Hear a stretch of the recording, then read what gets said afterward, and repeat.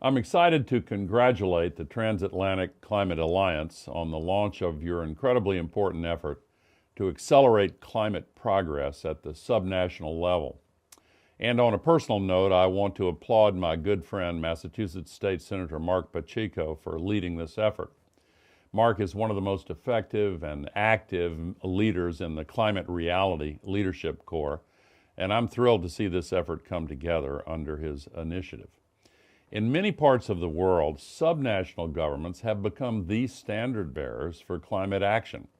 In countries where national leadership has lagged, city, state, and regional leaders have often stepped up to take the lead.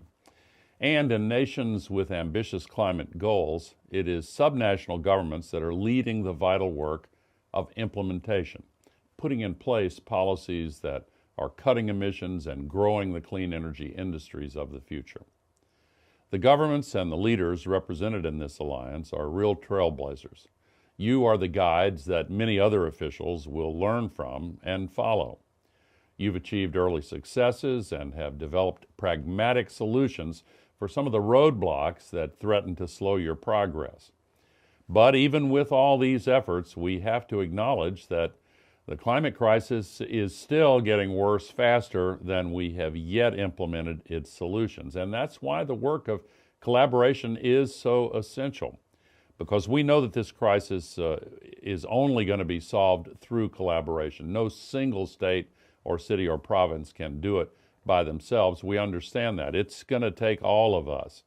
And by sharing best practices, by discussing how to overcome challenges to progress, and encouraging greater ambition among your peers, I'm very optimistic that this alliance will help to foster the kind of collaboration that is essential to the global efforts needed to solve the climate crisis. And we can solve it. I'm convinced we will.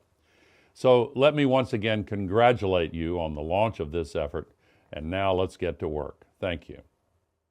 Thankfully, and hopefully we will see that come to fruition, because that will take care of a lot of the decarbonization efforts that we need to be working on as we go forward.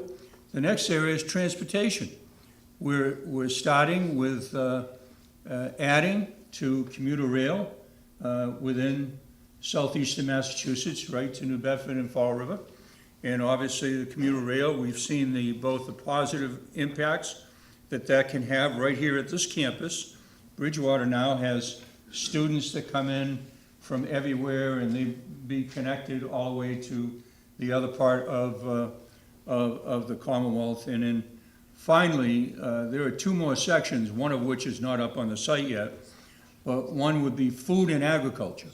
When we look at our agricultural sector and what could be going on there with anaerobic digestion technology, working at our food systems and how we can plan for the future with decarbonization pathways. And then finally, and it's not up, but it's extremely important, is healthcare. Public health care for our constituents. When you look at climate, it's an economic development issue. It's an environmental issue, yes, but it's a jobs issue. It's an issue that impacts our public health.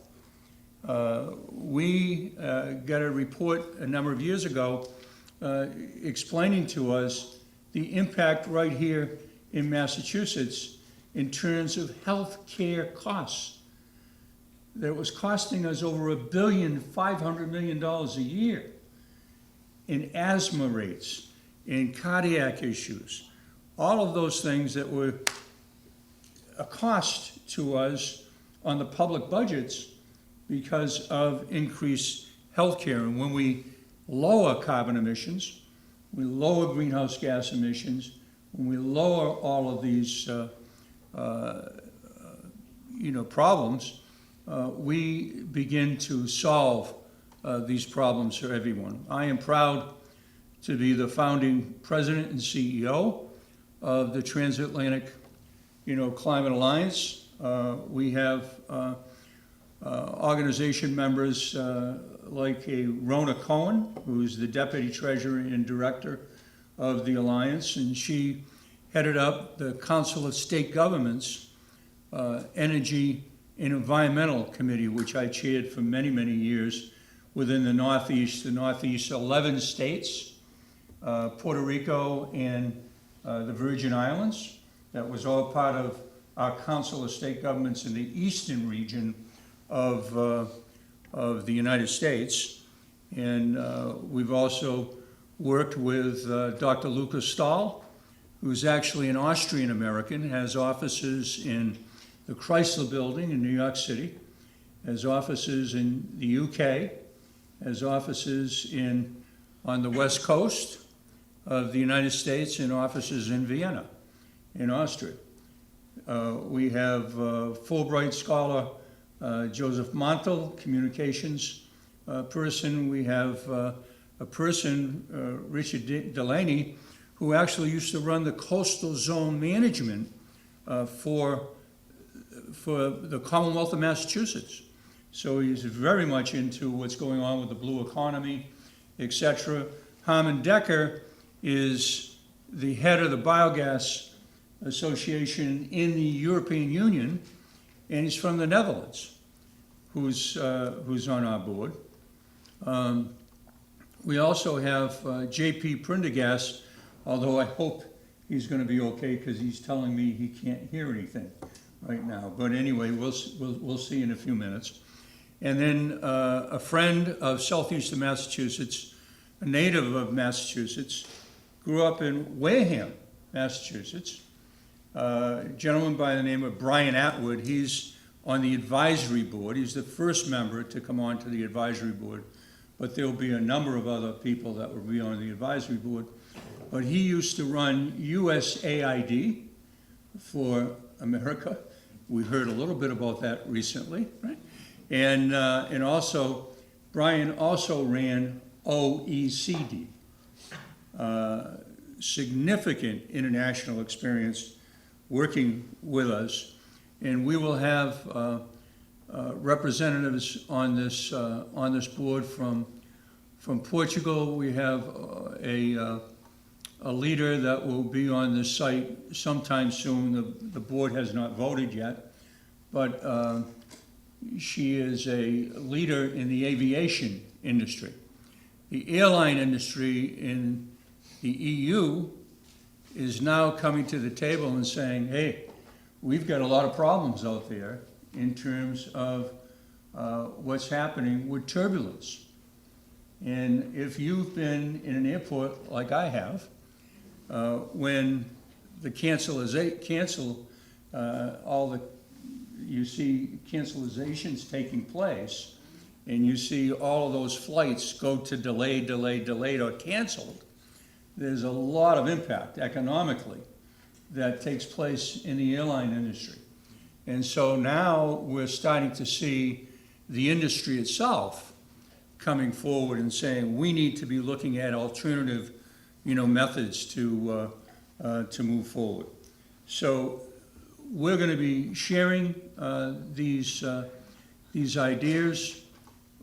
I'd ask everyone to look at our mission, the Transatlantic Climate Alliance, developing non-governmental organization that fosters subnational collaboration through its Transatlantic Climate Council to help leaders accelerate decarbonization pathways, transition to a sustainable future, and prevent the worst effects of our global climate crisis. That's the vision of the organization. We're moving forward with it.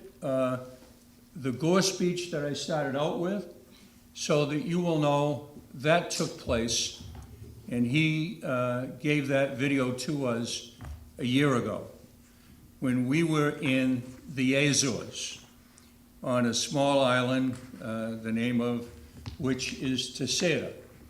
And we kicked off the Transatlantic Climate Alliance in Portugal, in the middle of the Atlantic, symbolically saying that we all have things that we can share with one another. We're going to hear a little bit about what Ireland is doing in just a minute.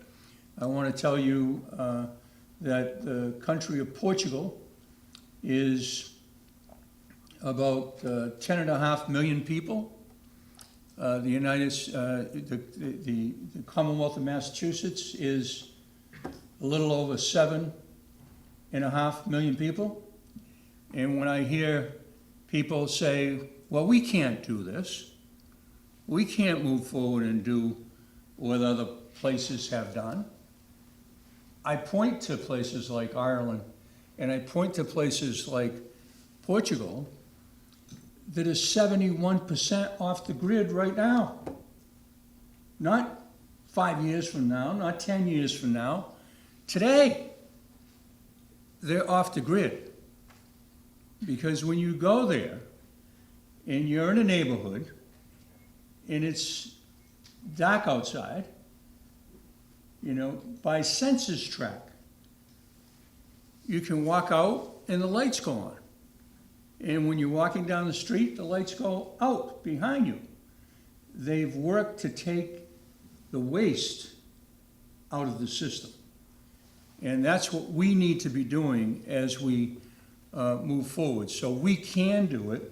We're on our way to doing it. And the collaboration that needs to take place has to be done.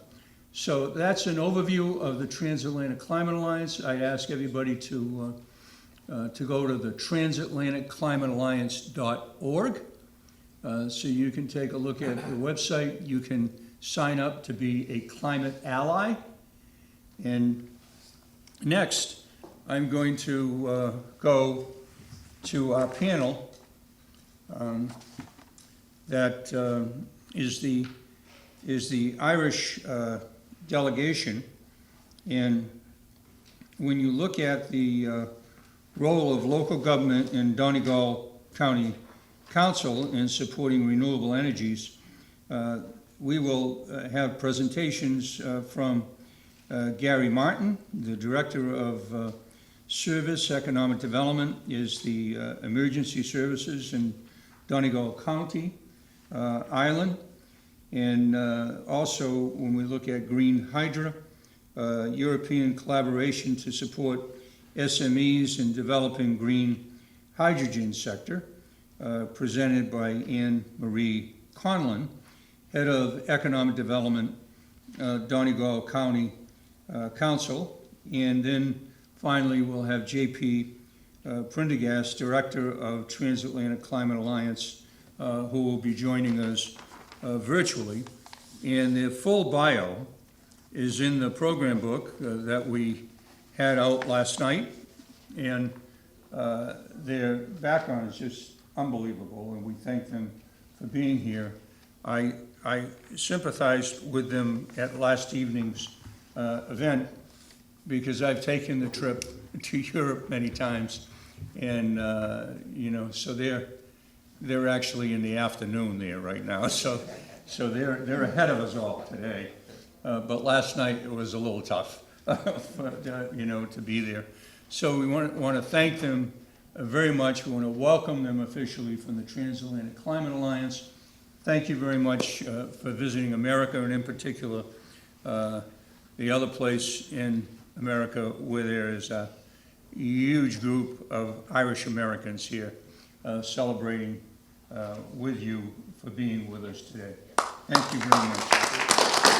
I'll turn it over to you guys.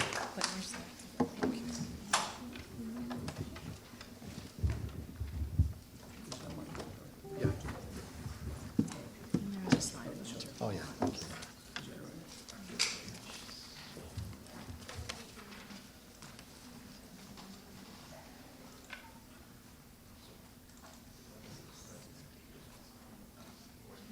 No, Yeah, I know, it's just, looks like no, it's fine. That is probably why they can't hear us, because we were muted. JP, can you hear us now? Hi guys, yeah, just I can hear you now. That's Okay, perfect. Thank you. perfect. All right, come on, here we go. Okay, And very there good. you go. So just that. And Right yep, button. Okay, all right. there you go. Good morning, everybody. It's wonderful to be here. First and foremost, because I always forget to thank people. once I get into the flow of talking and all this type of stuff, I just want to thank everybody for their wonderful welcome, the generosity that we've seen from old friends and new over the last 24 hours, and for the wonderful event that was hosted for the Cahirla and for ourselves at the golf club last night. My only regret is with the weather, I don't think I'm going to get in a round of golf this time, and I'm trying to improve my game, so any opportunity I get. But thank you so much for your wonderful welcome. And I suppose just before I start into it, I was just thinking when the previous speakers were talking about in a world where there's much been made about division and people being different, and that one side of the aisle being different to the other side of the aisle. It's wonderful the examples were given here today of the common areas of challenge and opportunity that we all have and that we all face. And the closeness that we have as well. Talking to a number of the delegates here earlier today, a number are maybe one or two generations removed from their parents or grandparents or great-grandparents having moved from another country, including Ireland. My own family, I was born in London to immigrants, and my family moved back. My own daughter was born in New York when I lived there in the 1980s, and she's now moving back again. And we are that type of a polyglot world now where we all can, I suppose, have an appreciation for other countries and respect the differences that other countries may have, and also then to try to work together in the challenges that we face here. And some of the examples that Senator Pacheco gave there, they're exactly the same issues that we have, arising from climate change and so on and so forth, and we'll talk about that a little bit later on as well. I just want to acknowledge and thank Senator Pacheco, particularly for driving, I suppose, the sub-national collaboration that has been reflected on by the Mayor as well. We're lucky in Europe, as part of the European Union, is that there's a very, very strong European Union approach towards climate change. And what that manifests itself then at a national level in our country, in Ireland, in a range of policies being developed that help us then at a sub-national level in driving forward many of the agenda items that Senator Pacheco has referenced there, and with very strong targets, oftentimes being pushed back against by, I suppose, vested interests or people that maybe are a little bit afraid of change or because it's going to cost additional investment in their sectors. But as you'll see from the presentation, we really don't have a choice if we want to have a word for our children and grandchildren. So I want to congratulate Senator Pacheco and his collaborators in establishing the Transatlantic Climate Alliance Initiative. I think it's a wonderful initiative, and we look forward to working with you on that. And I suppose, again, as part of our Sister Cities Agreement, one of the things that you always have when you're developing Sister Cities arrangements is you're trying to find those areas of common interest, the touch points, the sweet spots, as I call them, where you can work collectively together on. Ambassador Cronin referenced last night when we originally had the initial meetings, people are saying these guys, they're just going over in a junket. And that's not the way we work. It's never about the junket. It's trying to figure out, okay, look, let's establish the relationship, but let's identify what the common areas of interest are. Climate change clearly being one of them, because as has been said, it affects pretty much every other sector of life that we live in as well. I just want to acknowledge Mayor Bob Sullivan as well, Mayor of the City of Brockton, and thank you so much for hosting us here this time. We've been in Plymouth before, but we haven't had an opportunity to be here in Brockton, so we're getting very familiar, I think, with Plymouth County at this stage, and is wonderful as well. And also to celebrate and acknowledge Ambassador Claire Cronin, who we celebrate as one of our own. Her granddad comes from Inishowen in Donegal, and she's a very proud Donegal woman as well. Although funny, when I was talking to her last night, I was asking her, did she miss Ireland? Thinking that she'd say, oh yeah, I really miss it. But she said, I really missed home as well, and it was wonderful to be home. And I think we all feel the same way. We all have a touch point where we want to get back home again. So just want to thank you all for all of this. And I suppose the last point I'd make, none of this, we wouldn't be here today without this gentleman here, the force of nature. Yeah. The force of nature that is Greg Hanley. He's a sight to behold in full flow, and I won't go into the full story of how all of this was initiated, but we've struck up a very strong friendship in the intervening relatively short period of time, number of years, and it's wonderful to be here today now to be talking about a specific subject area that hopefully we'll be able to develop collectively as well. So let me see now this. We very nearly didn't get this presentation uploaded. There's so many pictures on it. So look, that's me. That's the job that I'm here today on, is under the broad economic development area. My colleague Anne-Marie Conlon heads up the economic development division in Donegal County Council. She's the one that really does the work in that area. I'm just the front foot now of those other areas as well referenced. And you have some there, just some photo shots of Donegal. The large photograph actually is our Cahirla, Councillor Niamh Kennedy's hometown. Killybegs, the largest fishing port on the island of Ireland, and an area that we hope will become an even stronger focal point for our blue economy aspirations in the years going forward as well. And then some of the other areas. That's our little airport there just in the middle as well. And another job, I'm the chairman of that airport. And if you get the opportunity, it's been voted the most scenic airport in the world 3 or 4 years running. We won it so many times they stopped running the competition. I don't know if it was fixed or not, but anyway, if you get an opportunity, try to fly into it as well. So just moving on, for those of you that are not, I suppose, maybe as familiar with Ireland as the rest of us, that's where we are up in the far northwest corner of Ireland. We're pretty much landlocked and surrounded by Northern Ireland, which was established in the early 20th century, 1921. 1921, once Ireland was partitioned. And I suppose as a result of that, we've had challenges, I suppose, in the intervening years in getting the same level of investment through national government, simply because there was that big border around us. And both the physical and psychological challenge in getting investment into that tiny little sliver that connects onto the rest of the Republic of Ireland has seen areas probably where we've been underinvested. So a lot of our focus now at the moment is to, I suppose, redress aspects of that. And there's been a lot of very, very good work done in the last number of years in moving that forward, and we continue to work that forward as well. So just to set the context, because every national government and every regional government, federal government, they have their own way of, I suppose, looking at how they're going to deal with this climate action challenge. So just to give you a sense first off of what our own structure is at a national level.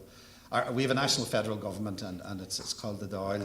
It's a parliamentary democracy. There's 174 Teachtaí Dála, or members of parliament, and there are 5 of them from Donegal. So it's based on a population base.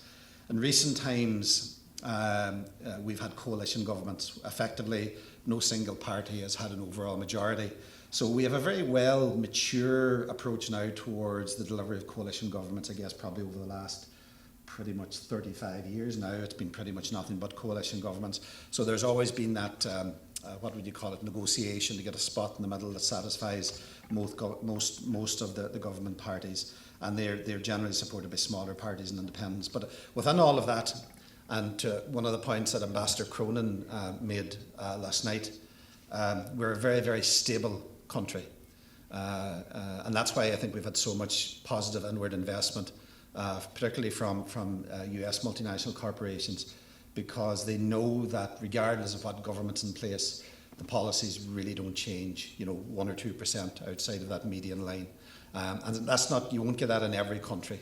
You might get lower labour cost countries, but the instability of it, or risks of expropriation or stuff that is much higher. You won't get that in Ireland. And that's one of the consistent, I suppose, points that businesses will look for in considering an investment. And I think that'll be the same in the blue economy sector as well as that moves forward. Now, we've had a strong Green Party influence in government to 2024. That's now negated because they're no longer in government. But it's reflected in our climate action and renewable energy policies to a point where it's probably stronger in Ireland than would otherwise be the case were the Green Party not in place. And the climate action plan document that you actually see there on the screen is one that's upgraded every year. And the objective of that is to, I suppose, give us a framework to work towards 2050. And I'll just read you what that plan actually says, what we want as a nation. The plan lays out a roadmap of actions which will ultimately lead us to meeting our national climate objective of pursuing and achieving by no later than the end of the year 2050 the transition to a climate resilient, biodiversity rich, environmentally sustainable and climate neutral economy. And it aligns with the legally binding economy-wide carbon budgets and sectoral emission ceilings that were agreed by government in July 2022. So that's manifested itself in cascading down across all manners of legislation and regulation. So, for example, if you want to build a house in Ireland now, it's very much oriented towards building it on a carbon neutral basis.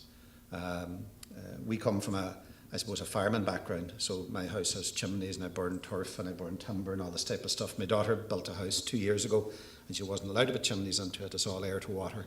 It's all driven, for energy efficiency. And that's right, because that's the way that the world has got to go. And the continued use of fossil fuels is something that I suppose cannot be sustained. And the only way to do that, rather than just simply trying to do that on a voluntary basis, is to do it on a mandatory basis. And that's reflected in the national policy. So cascading down from the Climate Action Plan nationally, we have all of that. There's also, it was referenced earlier, about having preferable interest rates available, for investment. All of the banks in Ireland have basically green mortgages. So in other words, if you're building an energy efficient house that meets certain carbon targets, then you will be paying a lesser rate for your mortgage. So there's a range of different incentives across a wide range of areas, and we as an organisation, as a local government body, we have our own climate action targets as well. So we have to reduce the emissions from our large fleet. I'll show you later on some of what our functions are. So we have large fleets of vehicles, large buildings, etc. Some of them quite old, and we have to work our way towards getting those down to carbon neutrality as well. So very strong European Union, very strong national targets, and trying to move forward the whole climate action agenda. As a local government body, we're a county council, so we have the local government function for the area that you saw on the previous map. We're one of 31 local authorities on the island of Ireland. There's 26 county councils, there are 3 city councils, and then there are 2 combined city and county councils. And those are just a snapshot of some of the areas that we've got responsibility for. So social housing, urban regeneration, road maintenance and transportation, emergency services, which falls under my ambit, so areas like fire services and emergency response to particular events, heritage and conservation, libraries, planning, development and control, register of electors, which is an interesting one as well. Small business supports, because we have quite a lot of small businesses and incentives to support them in both establishing, scale and develop. Tourism, which is an area that falls under Anne-Marie as well. Economic development, which is an area that falls under Anne-Marie and myself as director, and a whole range of other functions. And we're funded through a combination of direct government grants and locally raised taxes through the local property tax, commercial rates and businesses primarily. And our annual budget for the year, it varies depending on how much capital expenditure we have, but it's probably in the region of about €500 million, €500 million this year, and in that broad region, and it can go up or down. And within all of that, then you'll see the other icon about our own climate action plan. So cascading down from the national plan, we have our own climate action plan, and we all have individual responsibilities within all of that as well. So quite well structured in the sense of what we actually have to do, in the sense of direction on all of that.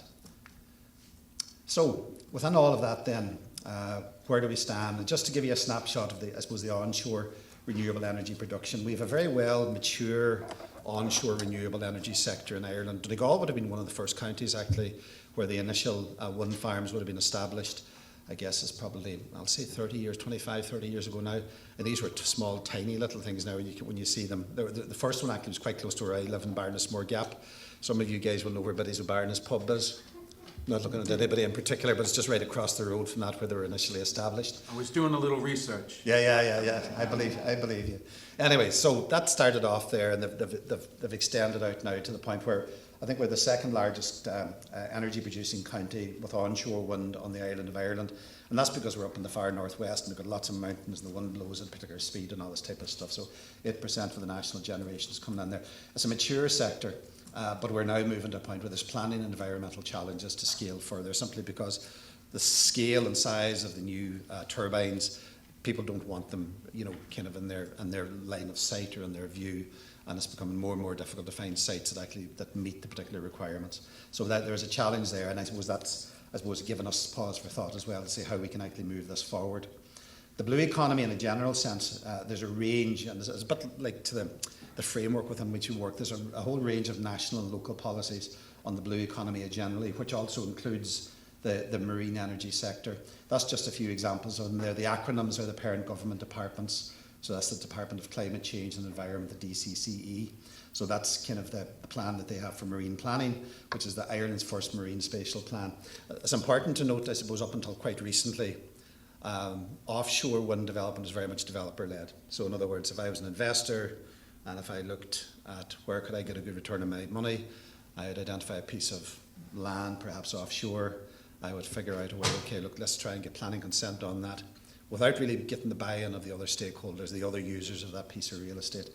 So along the east coast of the country in particular, and where you have fixed bottom offshore wind farms, there's a strong element of that. And that causes challenges because, as you know, if you don't bring people along with you in your journey from the first point in the bus stop, if you look back and get them to try to come on later on, it's much more difficult. So the new approach, driven largely by some of the policies that you see here on the screen, is very much about trying at the outset to develop an evidence-based approach to identifying opportunities for developing real estate that actually respects all of the different users of the ground. So the existing fissures, the existing areas that are of interest to tourism, areas that might be ecologically sensitive, areas that might, I suppose, require to be retained, to manage brood stocks for fisheries and so on and so forth, prawn fisheries and the like. And the theory is under the designated marine area planning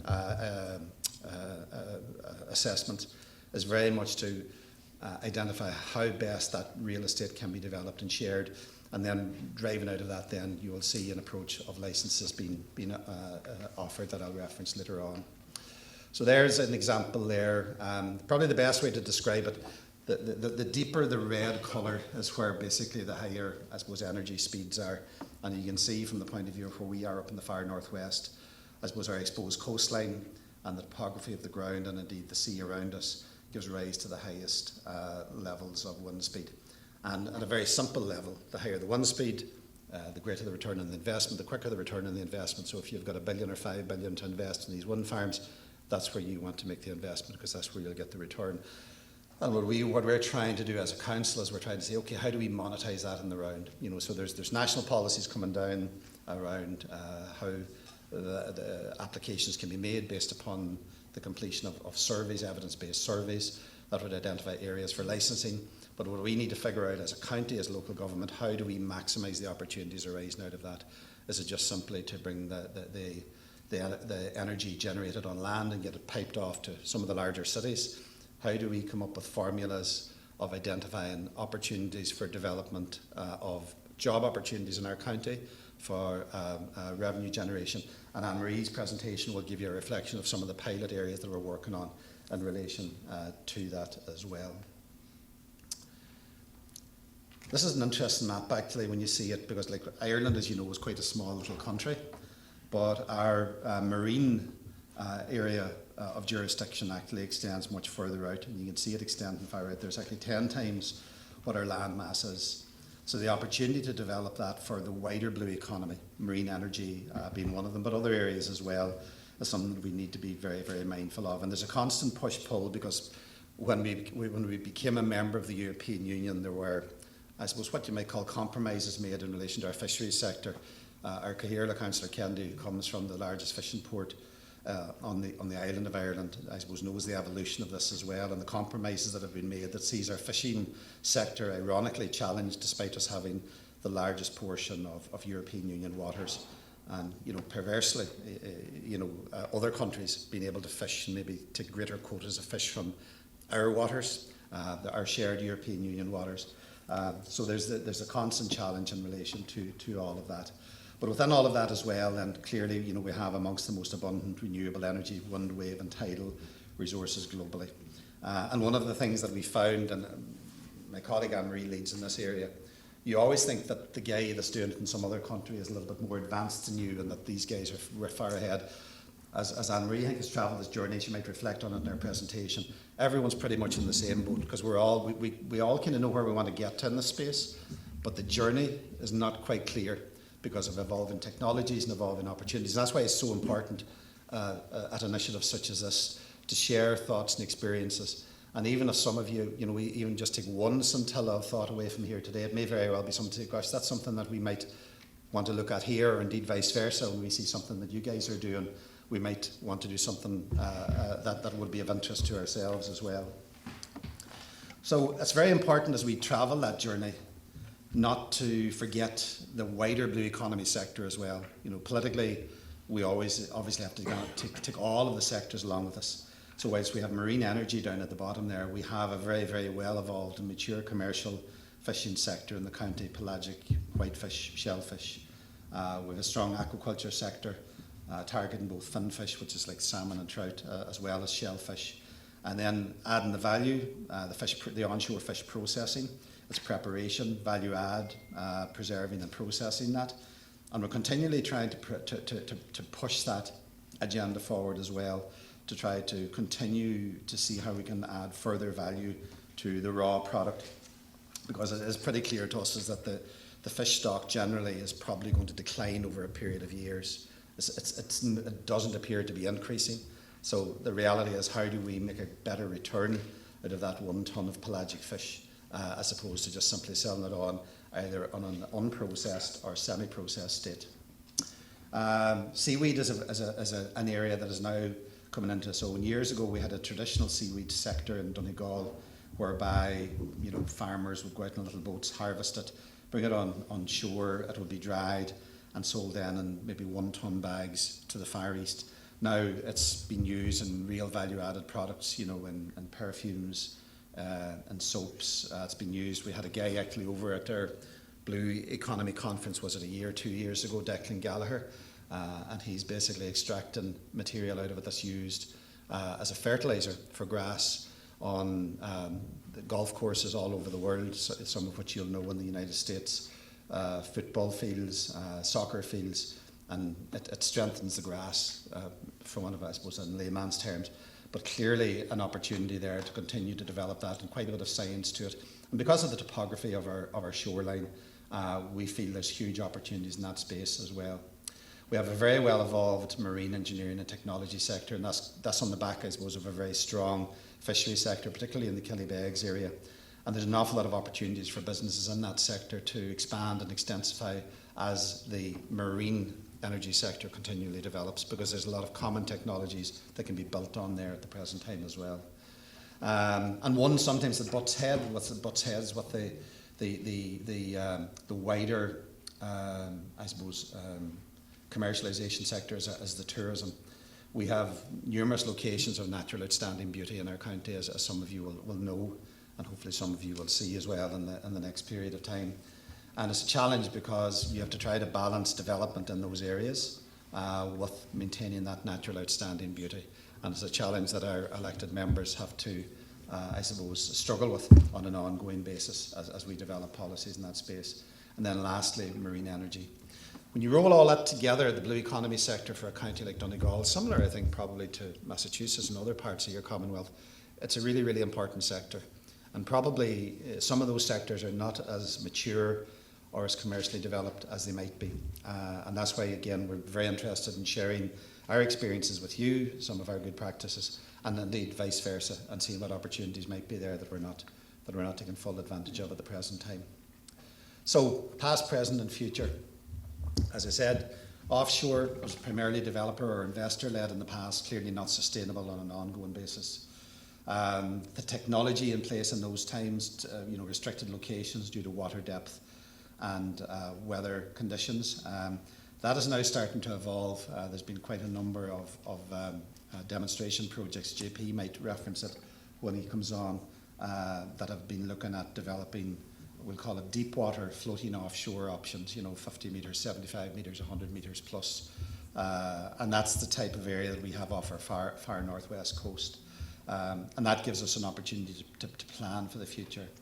As I referenced under the designated marine area planning process, the current government policy is now orientated towards evidence-based sharing of that real estate. And I think that's, I won't say it's a clever thing to do, it's the right thing to do, to respect everyone's right to utilise the space that they actually have in a manner that allows everyone to share the resource. That new process is there to map identifying priorities areas to best effect for all. And there's then associated planning and development legislation, some at a national and some at a local level, to manage all of that.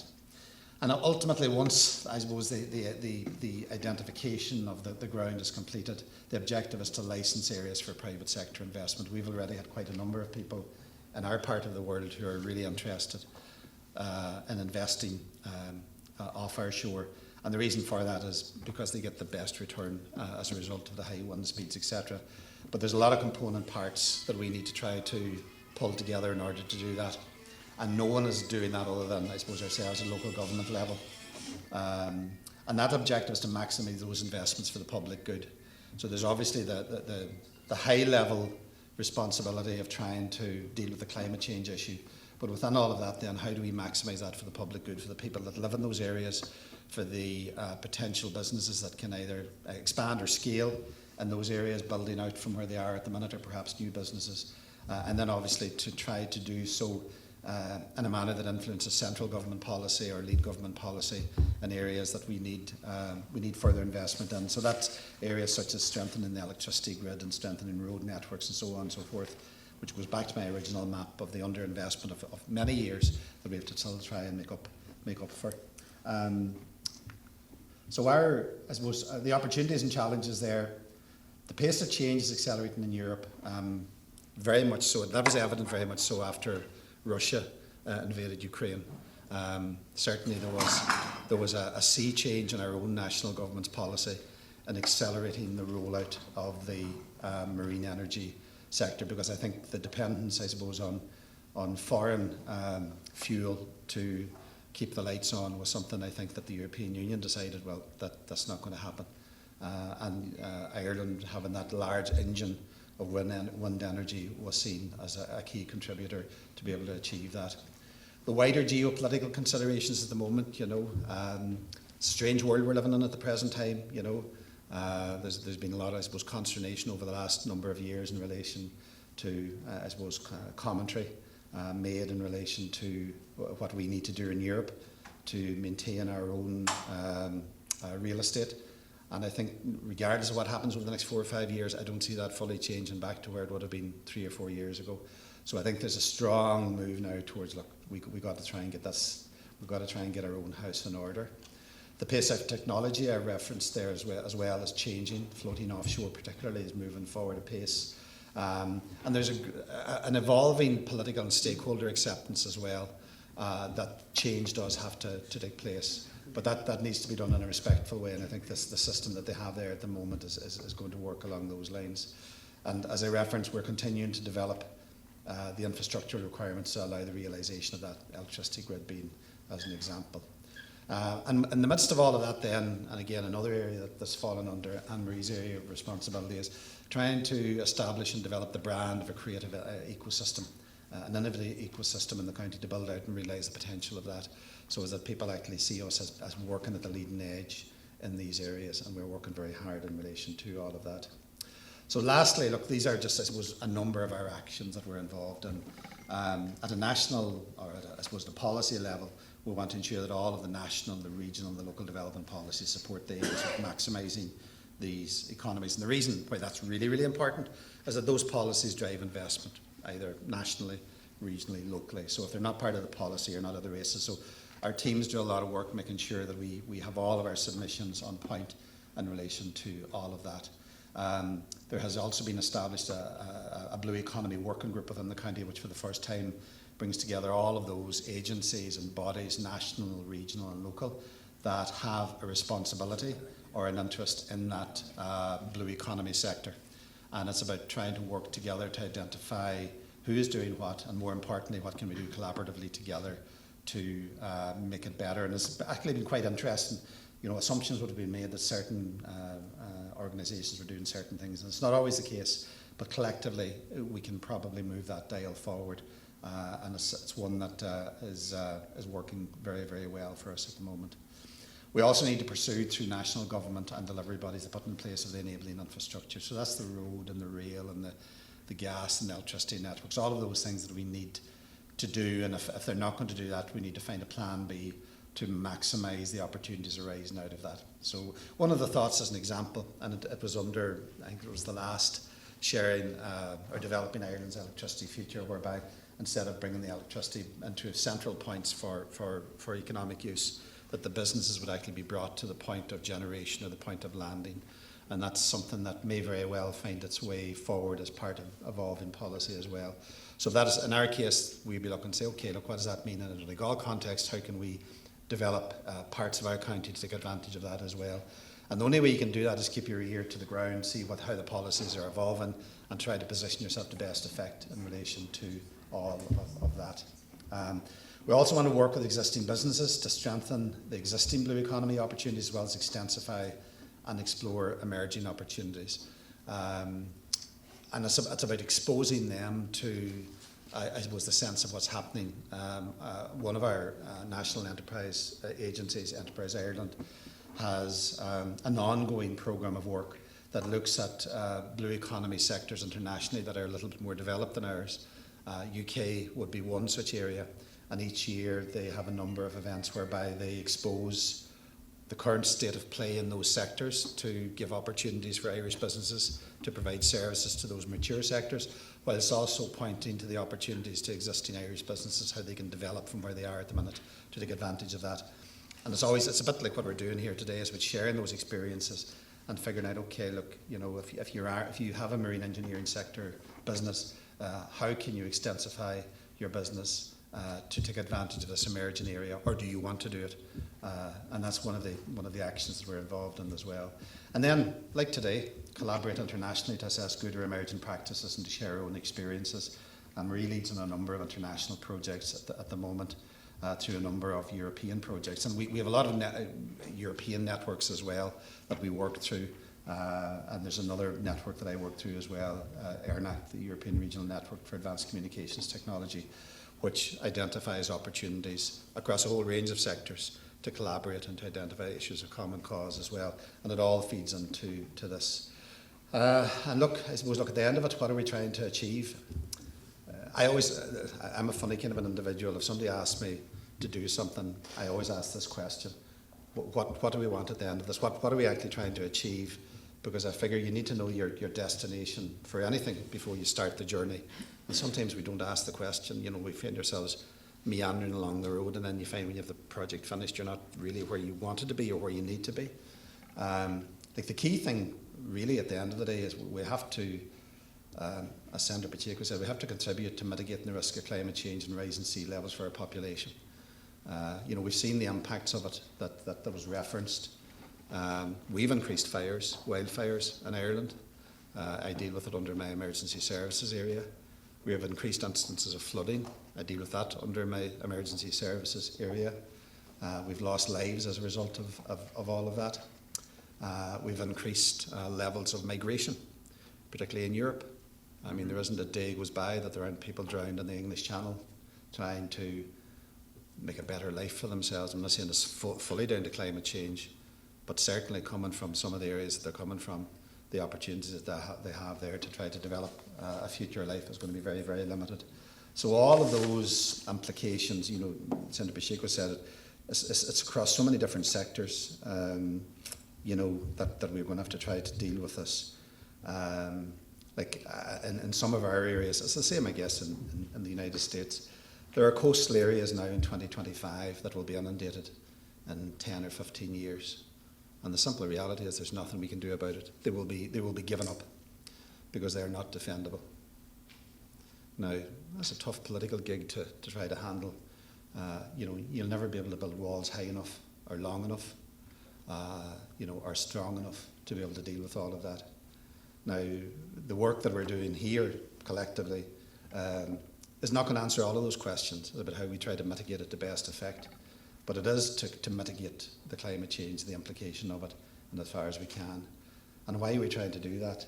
Like at this stage of my life now, it's about the next generation. It's about my children and grandchildren. You know, and if we're not willing to do it for ourselves, you've got to think, what kind of a world are we leaving for them? You know, what type of a problem they're going to actually have? And I think that's where the political bravery is really, really, really, really necessary.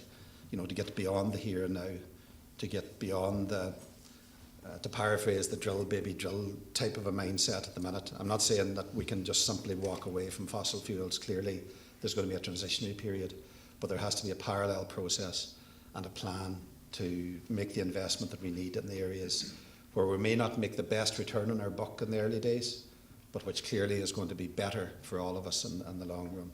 And if not for ourselves, and clearly, you know, for our kids, and in my case, grandkids. So I think that's it. Listen, you know, well, listen, thank you very much. Thank you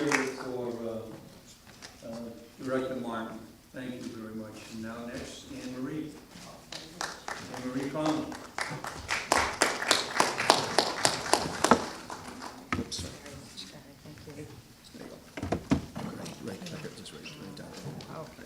Great.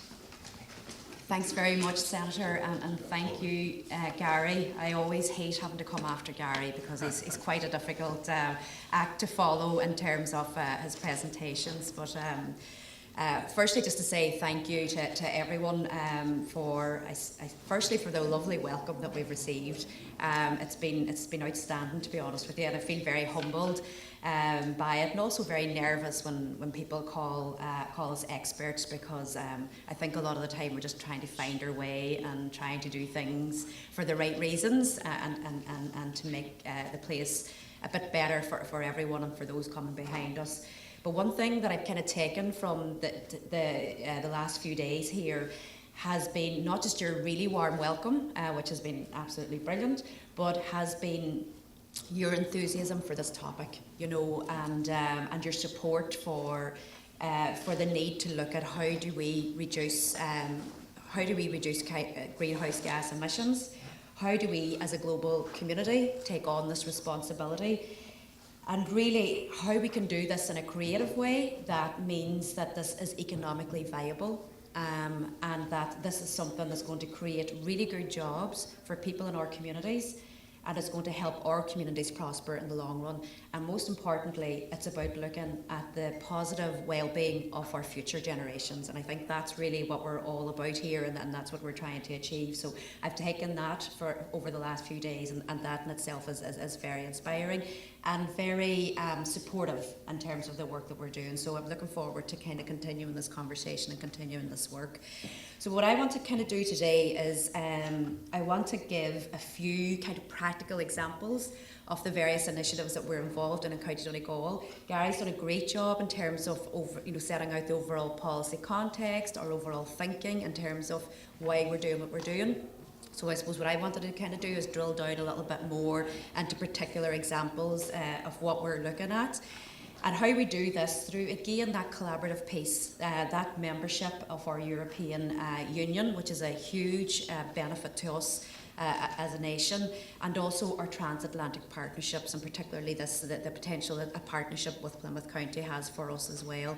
And it's about how we can bring together like-minded people and like-minded communities so that we can share knowledge, we can share our experiences and our insights, and we can look at how we can inspire and actively promote and support each other in the work that we're doing. So what I'm going to talk today about, Gary's already mentioned our climate action, our local climate action plans and the decarbonised zone. So we're going to go into a little bit more detail around that.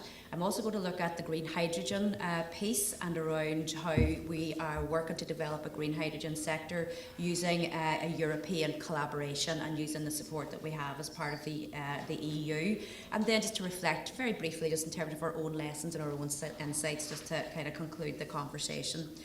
So I suppose firstly just to say, Gary's mentioned already just in terms of what are the various legal obligations and targets that we have. So I think it's really important just to spend a wee bit of time looking at that. And the EU have set out, I suppose higher level or more global targets, and that they're looking to reduce greenhouse gas emissions by at least 55% below the 1990 levels, and they're looking to do this by 2030, and they want to be climate neutral by 2050.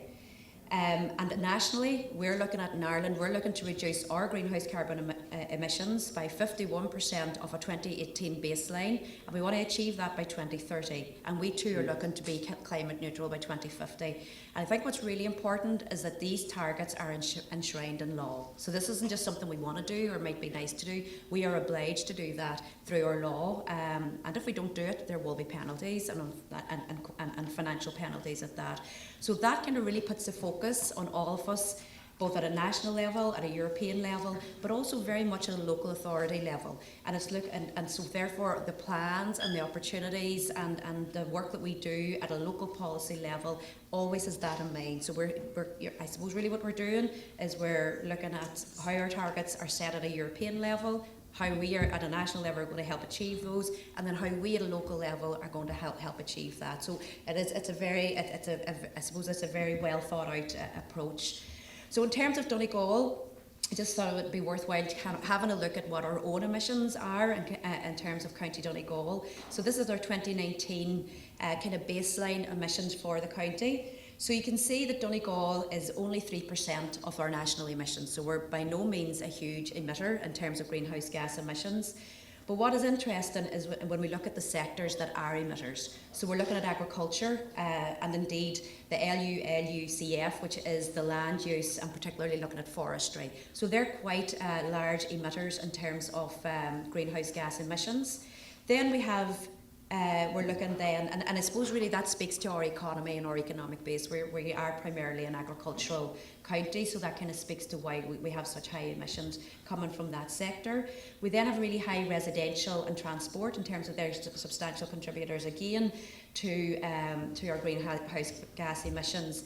And so again, that kind of speaks to the fact that we're still quite reliant on fossil fuels, particularly to heat our homes and to provide electricity in our homes. So as Gary mentioned earlier, there is a huge programme of work in terms of retrofitting our homes and ensuring that new builds comply with new legislation, particularly, for example, putting in things like air to water, heating systems, so we're not relying on fossil fuels. And then I suppose the other piece that's interesting in terms of looking at these emissions is looking at the emissions, the low portion coming from manufacturing, coming from our commercial services and industrial processes. And that speaks to the fact that we're not a high energy industry type of a sector. And that actually is probably similar quite across the island as well. So we're not an economy that we're not an economy that was part of the Industrial Revolution from the 19th century. So for that reason, we don't have the steelworks, we don't have the huge energy using industries. So, and again, that has an impact on us when we're looking at the likes of green hydrogen. So I think it's useful just to kind of look at where our pain points are in terms of the emissions in Donegal. Okay, so just to move on, the Climate Action Plan, this is our local Climate Action Plan. I think Gary mentioned that the National Climate Action Plan. So our local Climate Action Plan for Donegal County Council, we are looking we have a vision where we want to be climate resilient, we want to be biodiversity rich and environmentally sustainable and be carbon neutral by 2050. And we feel that this is all about transformational change. It's about how we as an organisation can look at displaying strong leadership, mobilising actions and being an exemplar to the wider community in our county. I suppose what I want to talk about now is how we're actually just simply doing that in terms of some of the work that we're doing with local groups across Donegal. And this is one particular example. So we have decarbonised zones, which is a key part of our climate action plan. So there's a number 2 or 3 decarbonised zones have been identified in the county, and it's very much around looking at developing really good practice in these very specific areas. So one of our decarbonised zones is Falcara and Gortahork. And in that, so just to explain where Falcara and Gortahork are, the region is in the very west of Ireland, or very west of Donegal, sorry. And it's part of our ancient Gaeltacht Irish-speaking regions, where Irish is spoken on an everyday basis. So it's a very rural community, but a community that is resilient. And I suppose the work that we're doing with them is around making them more resilient. So we have a lot of lessons to learn from them, but we also can support them in terms of mobilising the work that they're doing. So Kilolta is a not-for-profit social enterprise horticultural centre. It's based, as I said, in the heart of the Gaeltacht, and it has recently emerged or evolved as the Northwest Bioeconomy Centre. And Donegal County Council, we have developed a collaboration or a local alliance with Kilolta to develop a bioeconomy resilience programme. And this, and part of this work has been the development of a biochar demonstrator project. So I'll just talk a wee bit about what the biochar project is. So biochar, I'm not sure if people are familiar with it, but biochar, it's a type of charcoal that's made from biomass like wood or agricultural waste, and it's created through a process called pyrolysis. I think I'm saying that right. And that really involves the heating of biomass at under low oxygen conditions, and this results in a carbon-rich material that can be used as a soil amendment or a carbon storage tool. So biochar has many benefits, including we have soil amendment, So biochar is often used as a soil amendment to improve soil health and fertility, and it can enhance water and nutrient retention, improve soil structure and increase microbial activity. So it's really good in terms of the quality of the soil. It's a really good carbon sequestration. Biochar is a valuable tool because it stores carbon that would otherwise be released into the atmosphere. And by adding biochar to the soil can then act as a carbon sink and reduce the greenhouse gas emissions. So again, when we go back to looking at our reliance in terms of the agricultural sector, and we look at the high emissions or the high portion of emissions coming from the agricultural sector in Donegal, this in itself is a really effective tool in terms of dealing with the impact that agriculture could have. And then it also benefits the crop yields. It minimises fertiliser losses, and it helps plants access nutrients more efficiently. So it's really like a wonder tool, to be honest with you. When they started telling me about biochar, I was going, it can't be that good. But what we're doing is we're developing a demonstrator project with Colt. They are generating the biochar using the pyrolysis. They have a kiln. They've invested in a kiln type facility to do that. That in itself is very low carbon emissions in terms of that process. And now they're producing packages of biochar. You can see it in the picture here, that they're then selling to the agricultural sector. So it's a way for them to become resilient and to create an income that will allow them to continue to invest back into their community. So it's a really practical example, I think, really in terms of the type of projects that we can support at a very local community level in terms of what they're doing. So. And I think maybe just one of the things Gary talked about earlier was just around the whole issue we have in relation to flooding. And I think connecting this back to the whole biochar demonstrator is important. So, for example, we've had huge issues with flooding, particularly over the last 10 years, where we've had a number of serious flooding events in the county, where we've had substantial damage to property, public and private property, and it's really had devastating impacts for individuals and communities right across the county. And this is actually my own hometown, and I think this was only last summer. So this is a reoccurring for them. So it's quite a challenge. Again, even for them to get insurance, it's just not a thing. They just don't get flood insurance anymore.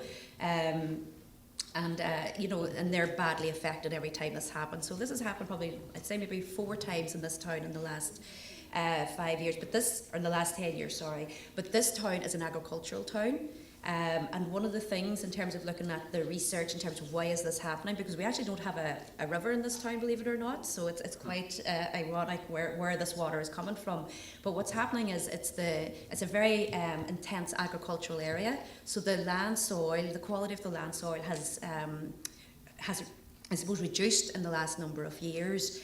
So in terms of looking at the opportunity that biochar has in terms of amending the soil quality and supporting better drainage and better opportunities for regions like this, it really speaks to how we can, in a very natural kind of way, try and support and address the flood issues that we're having.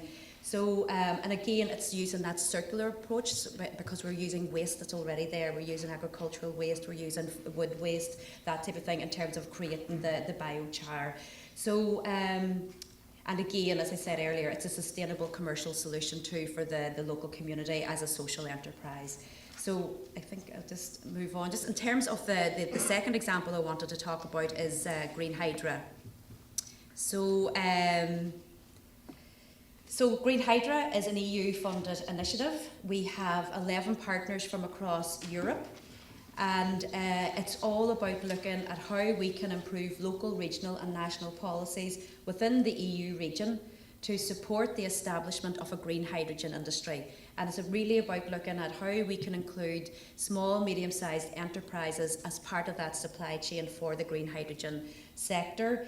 And it's around raising awareness of what the benefits are in terms of green hydrogen, and then also looking at potential pilot investments in terms of developing the involvement of SMEs within the sector, but also developing the green hydrogen industry itself in Donegal and in Ireland.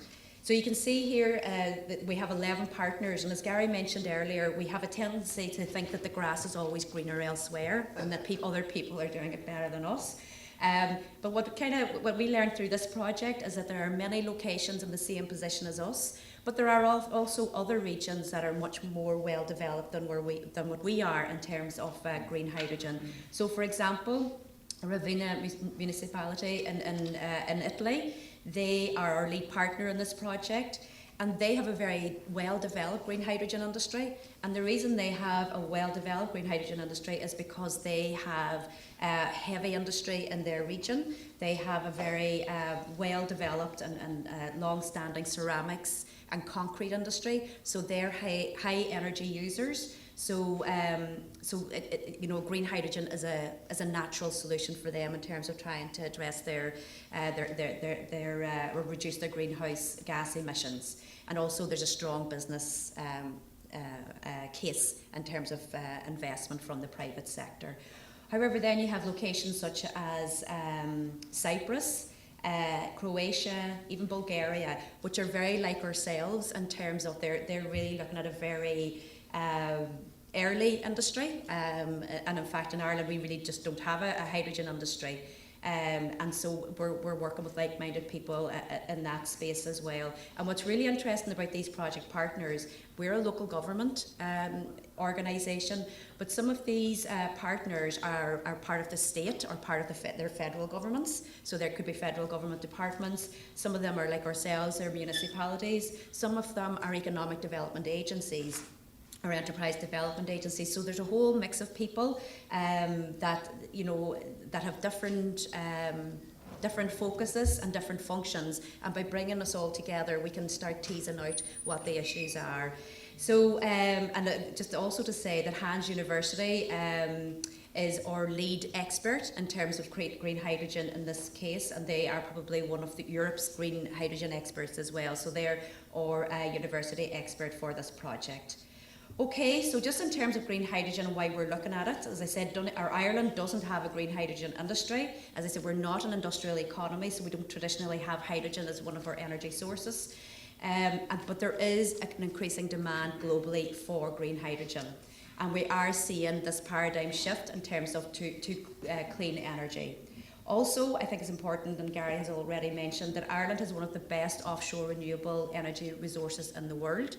And in our own region, we do have the highest wind speeds in Europe, and indeed, we also, what we feel is, and again the national government have identified, that Ireland has the potential to produce hydrogen well in excess of our own needs at a national level. Okay, so just again, we have our national hydrogen strategy. That focuses around decarbonising our economy. It's around enhancing our energy security, and I think it's important to note that 81% of Ireland's energy was imported in 2023. So that's still a huge amount of our energy that's imported and not being produced internally within the state, or indeed within Europe. And we also, again, we have that potential in terms of creating that industrial and export market opportunity for hydrogen. So that's why, as a state, we're looking at it.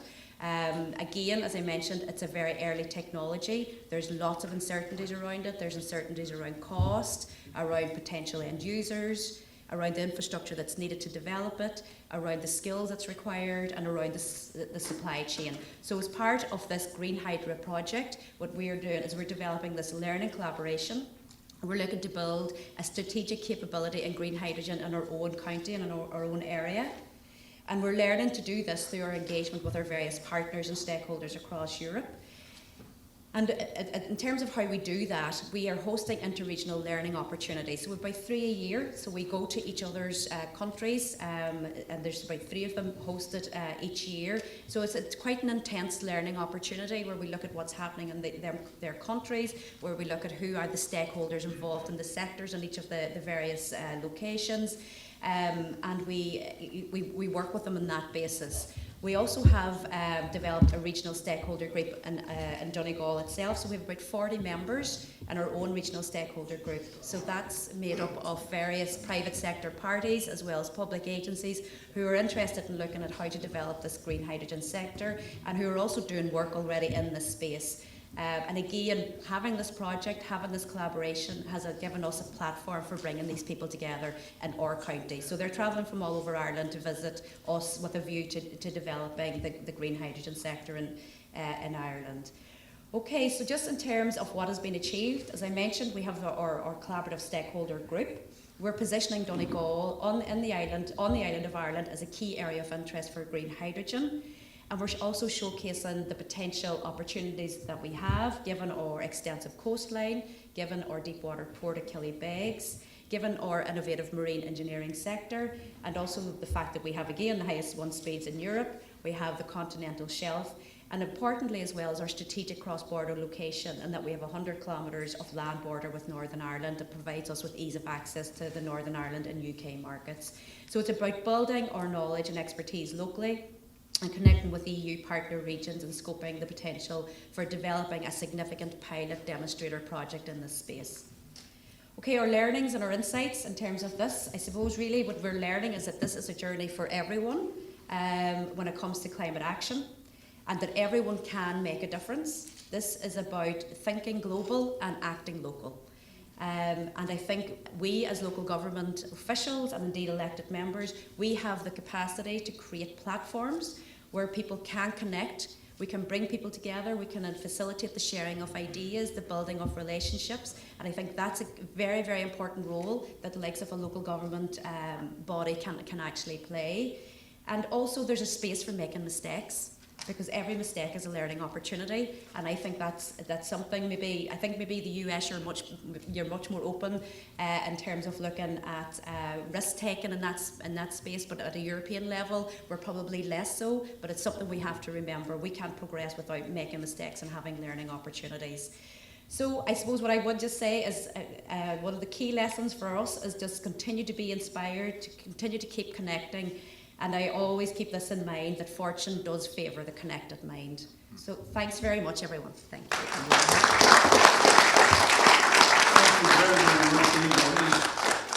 Thank you very much. And I must say, Gary and Marie, the time difference doesn't seem to impact you at all. Great, thank you. We do work in the afternoons in Ireland. Yes. Let me just turn it over now. Hopefully we'll be able to hear from J.P. Prendergast, the director of the Transatlantic Climate Alliance. He's a member that's on the Board of Trustees from Ireland. And J.P.'s background is he's an entrepreneur. He's been the head of the biogas sector in Ireland. He's worked very closely with the European Union and in Brussels. And I'll have him tell you a little bit more about himself, and then give us a quick overview. JP, I hope you're not in the water. Nice to see you. Hi everyone. Nice to meet you all. Mayor Sullivan, Cahirlook, Gary and Anne-Marie, acquaintances from home. It's nice to see you across the Atlantic. I'm really looking across the way at you guys at the moment. It's not often you get to share a screen with the likes of yourselves, and suddenly you see an ex-President Al Gore on the screen. You go, God, this is just not happening. So it's a fantastic opportunity, and I thank you all for giving me that. I'm going to go into a PowerPoint. I won't hold you long in a sense, and my approach for this presentation will be kind of a practical storyline in regards to the Transatlantic Alliance, why we got involved, or personally I got involved in it, and our story to date. And our story to date starts in a small village in the west of Ireland, or a small town, that suddenly grew to be a national element of involvement in the renewable energy sector, and then eventually brought us over to Europe, mainland Europe, to be involved in a number of projects there. So I'm going to share this screen, and hopefully you guys can see it.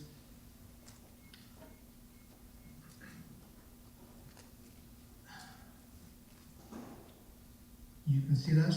Yes. Yeah. Yes. Okay. Okay.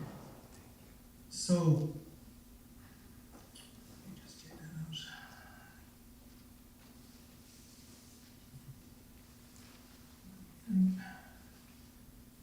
Okay, can you see that okay? Yes. Okay.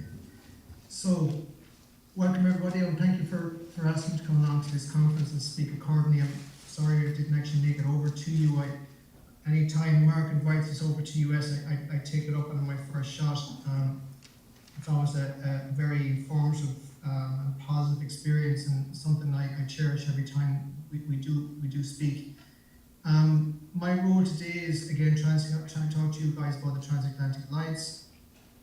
Let me see, does that work? Yeah, and in a means, I'm going to give you a practical journey to why we are here, why I'm involved, and the importance of our involvement, but also the importance of collaboration and working with different groups from varying countries and understanding the best way to implement change to address climate action.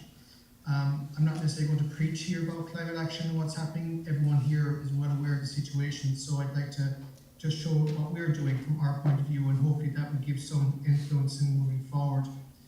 A lot of our work to date is innovative ideas. We've been looking at collaboration, support, and how other people do things. We don't reinvent the wheel. We look at the best in class and we look to see can we improve on that. And some of our work is bringing different leaders together and looking at what we'll call this fossil-free future and addressing climate action. So the starting point for us really was home. My hometown, our village. We're located in a small wee town of Clamorris in County Mayo. We're in the west of Ireland. We were renowned for our football, but that has suddenly declined, and the professionals of our Gaelic football are now sitting at your table over there, looking to win an All-Ireland final. So we're a little bit jealous at this moment in time. So again, I wish Anne-Marie and Gary good luck with that one. Where we are is pinpointed here in the west of Ireland. It's an interesting county. County Mayo is quite a vast county with a number of different renewable energy projects applied in the sense of wind specifically, but solar seems to be taking a kind of a grab onto what we're doing and implementing policy. In our case, we are a community, a small community. We based our work on varying other communities between Scotland and UK and Netherlands. This is nothing new. We're an energy community. We're looking to address the carbon technologies. We're looking to address climate change, but we're looking to address the application of technologies to address this accordingly. And like the likes of Scotland or Netherlands, we're now one of a number of what we call energy communities within Ireland that specifically role is to do this. And all these communities are voluntary at this moment in time. But it is based on existing, I suppose, collaboration with countries within Europe and beyond, and the likes of the US, and how we can progress this accordingly. We were set up in 2015. There were 7 members within our organisation. We want to look at the energy impacting on society. Ironically, one of the things that really was important to us was the decline in rural Ireland. What we were finding in small towns is that the banking institutes were leaving, that we found that we were losing shops and losing jobs, and we found that a lot of the west of Ireland and a lot of rural Ireland is starting to feel the impact of, I suppose, society and the way we plan and how we deal with, addressing job creation, for example, or how we address accommodating the new types of technologies going forward. And what we wanted to do was, could we look at a means of addressing and generating green jobs for our communities? Presently, we have over 150 members. That's now gone to 200. Our roadmap here from 2017 to 2024, we started off highlighting the benefits of what we call biogas at the time. But we then got involved in producing and looking to produce solar farms within the locality. So as of now, we have planning permission and our first site's being built for 2 5-megawatt solar farms, 100% owned by the communities, the community itself. And because of that, we're now looking at our carbon footprint, district heating within our town, and the implementation of overall policy itself.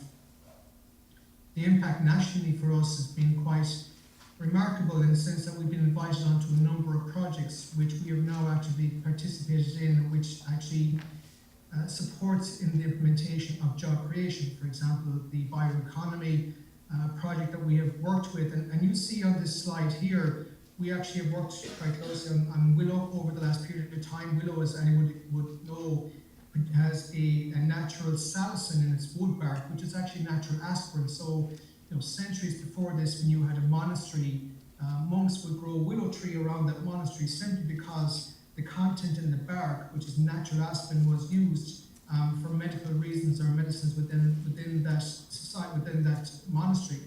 And ironically, over time, that was synthetically produced. But what's happening now with the economy is people are now going back to naturally produced materials, both for food and for chemicals.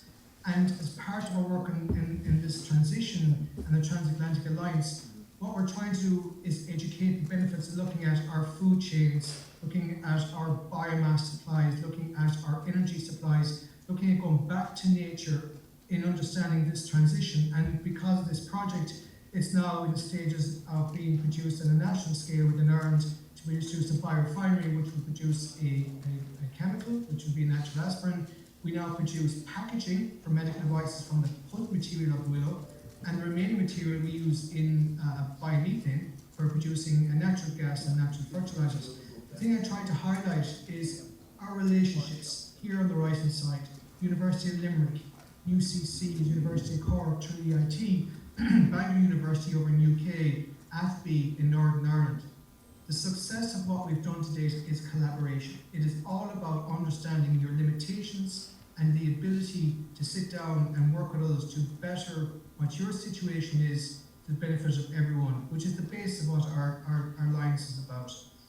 We then moved on to, and both Gary and Anne-Marie spoke about the hydrogen and how hydrogen is implemented within communities. And for us, we have a big interest in how communities adopt, how communities look at technologies and how it benefits communities. To the extent we've gone on to projects such as Project Clover, which we've now generated, and this is the most interesting, allowed us to become a national influencer in the sense that we could inform as communities the benefits of looking at biomethane for both the waste usage of slurries within animals, to food waste, to grass growth, understanding the carbon footprint, its impact in transportation, its impact in heating, its impact in electricity, and the impact in overall Ireland's future going forward in looking at what we call the cooperative agricultural sector.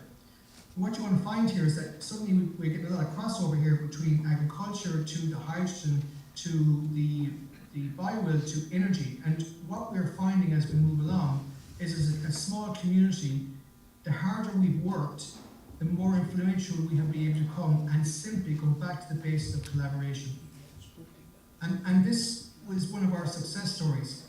One of the things we've done as a community, working with another 6 communities, is we've now set up a voluntary group that now sells electricity back to the communities.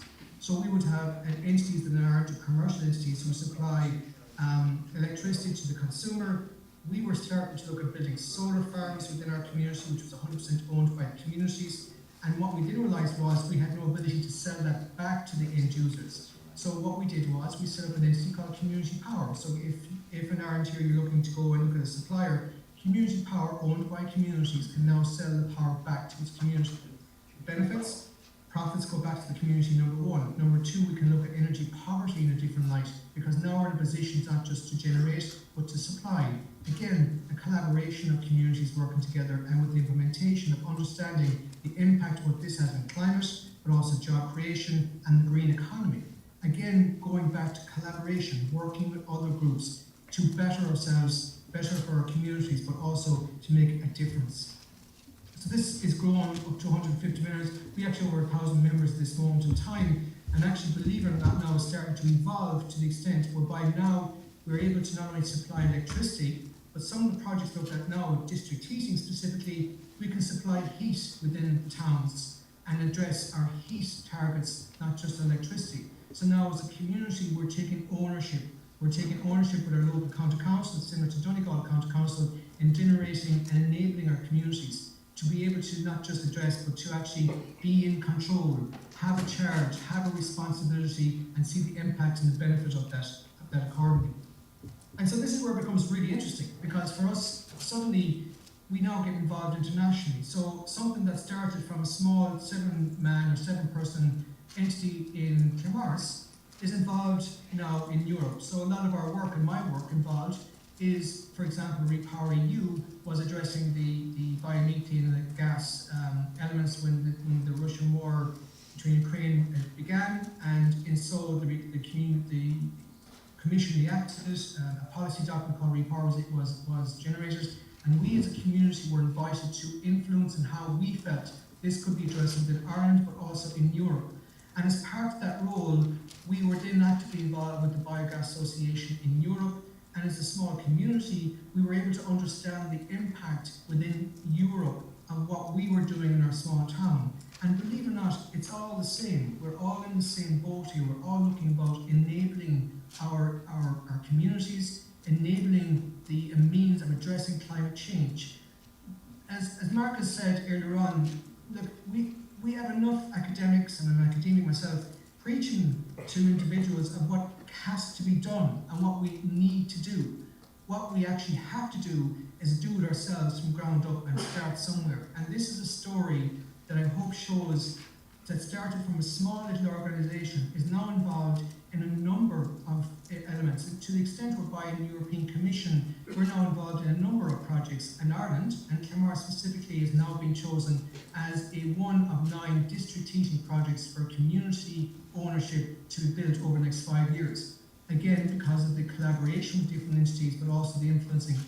And some of the work then that because of this, we now personally sit on the credit union boards here within Ireland, and we're now looking how we support communities financially in this transition. In other words, where banks won't support, or where banks have very zero interest in supporting communities, because, and I'll give you a good example, in Ireland we would have done a number of projects for communities to build 5-megawatt farms within their town.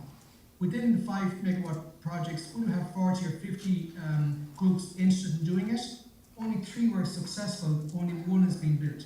And the reason was that a community, when it presents this project, is assessed on a commercial scale from the point of view of what it does on a commercial basis, which is very important. But what people don't realise is that there's a social impact to what we're doing. If I look at a solar farm over a 15-year period and return my investment, obviously I have never taken into account that this could be a 25-year period, or I have a connection to grid which has some value, or I've generated 4 jobs, 4 families. 4 families, an average of 6 kids go to my local school. That's 1 teacher saved in my local school. So what we have to understand is that the commercial transition here is important. However, the social, the community, the means by which we integrate and progress is as important as the commercial element of this. And remember, in Ireland, we have, and there's an argument being presented, for the amount of fines that Ireland are now in line to get from Europe, we wouldn't cover Ireland in solar panels. That is the level to which we are in addressing climate change. And so, where the Transatlantic Climate Alliance is so important, why these days are so important, is that we need to understand, we need to understand that we can implement, but working together we can do it faster. We can lead by example, we can learn by people's other doings. And this is why the Alliance, and for me, the Alliance is so important. And I come from the community side. This is all voluntary. The work that you see to now is 100% voluntary. Every individual that's involved in our society going forward has a day job. This is the level of commitment of our individuals, and it's not about the individuals, it's about their children, and it's about the next generation. And as Mark has discussed, we have to lead by example, and we have to make a difference. I can't emphasize this, and it would be wrong for me to come on here and preach about targets and what we have to do if I couldn't show you what we've done, and at least what impact we've made. And this is something that the likes of ourselves and yourselves and anyone else could do when we work together. A few lessons that we've learned along this journey, a few lessons that we have to understand. The social responses, understanding this transition, what we've learned, is not solely to overcome or avoid an opposition to something. We have to understand that there's different actors within community, stakeholders, commercially, locally, socially, that has to be understood to implement policy going forward. And this is where collaboration is so important. Individual technologies. So for example, if I present district heating projects to a town, believe it or not, the value is the pipe in the ground. It's not the technology that produces the heat, because that will vary over years. But the technology, the piping in the ground, will last for 100 years. So individual technologies in their context have to be seen differently in how we implement them. And we have to know how we do it from a point of view that is familiar to individuals. And this diverse low carbon technology which we look at has to be deployed in a context and at a scale that not only do communities need to understand and to be understood, but communities need to understand the developer. It has to be understood that this is a parallel track. As much as it is for us in communities, it is as important for the big guys to lead in generating and involving and investing in the bigger technologies, because we as communities won't do it. The bigger guys have the capability, but if we work together, we can do it a lot faster. One of the biggest things I've learned locally within our co-op, the Claremorris Energy Co-op, right, is to advance climate justice, as we call it, and to understand the benefits of this. We need to include people and communities.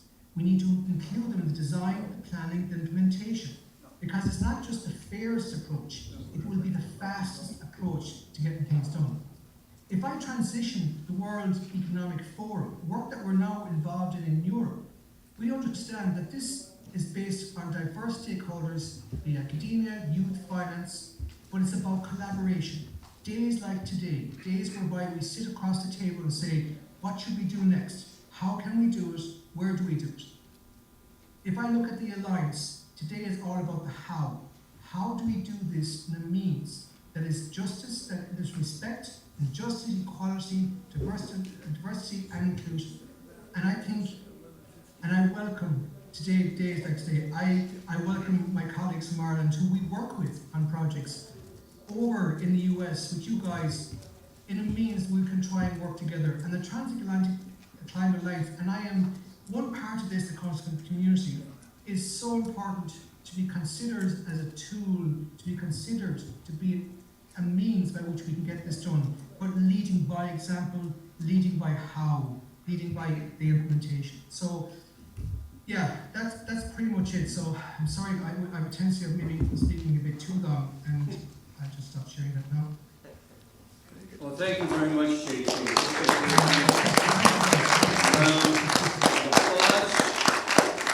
On the other side of the Atlantic there. Nice to see you virtually, and we look forward to seeing you sometime very, very soon in person, either in Ireland or here in the U.S., and I know you're going to be in New York sometime very soon, and we'll be talking with you. Thank you very much. And JP, so that you'll know, in particular the people here from Ireland, not only sits on the Transatlantic Board, but also just became a member of the National Credit Union Board in Ireland, and also working with the European Union. So there's a green finance piece of the agenda that we're looking at in the future. So let me turn it over to Greg Hanlon briefly. Thank you, Senator, and I want to thank our Irish delegation for making your presentation today. Thank you so much.